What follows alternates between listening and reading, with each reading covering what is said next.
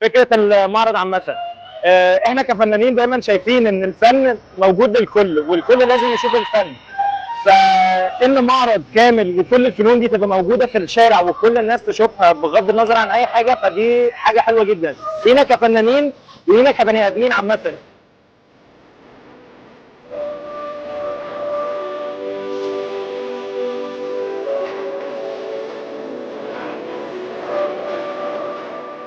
أنا النهارده برسم لوحة عن الطبيعة بألوان الأكريليك.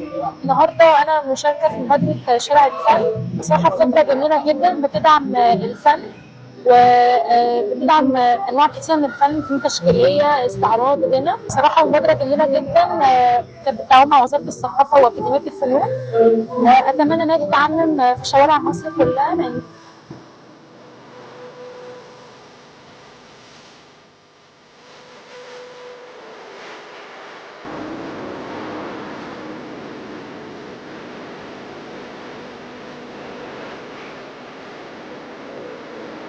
الفكرة تحفة عظيمة جدا، سهلت للناس اللي عايزة تعرض شغلها أكتر، وسهلت للناس اللي بتحب تتفرج على الفن. مش كل متاح إن هو يروح معارض ويتفرج، أنت بس ممكن تبقى ماشي الشارع تلاقي لوحات فنية، فهي تجربة حلوة جدا.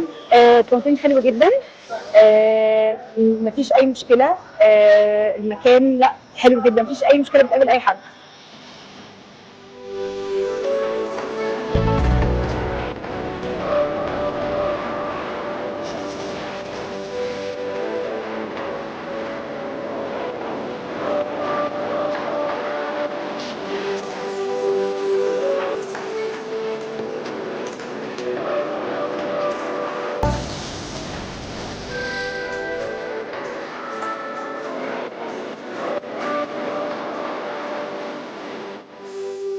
أول مرة أجي هنا، بس كنت بشوف على الانستجرام يعني الصور بقالي يومين، ومعجب الصراحة. أنا شفت كذا حاجة عجبتني، وفي مواهب كتير يعني شفتها وموهوبة بجد.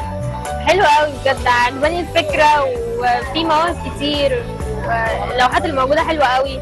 الفكرة نفسها يعني حاساها جديدة وحلوة أوي. والله فكرة شهادة فكرة رائعة، واللي يعني صمم حاجة زي كده احنا نشكره جدا، لأنه بدأ يعني فاهم الناس يعني إيه مجال الفن.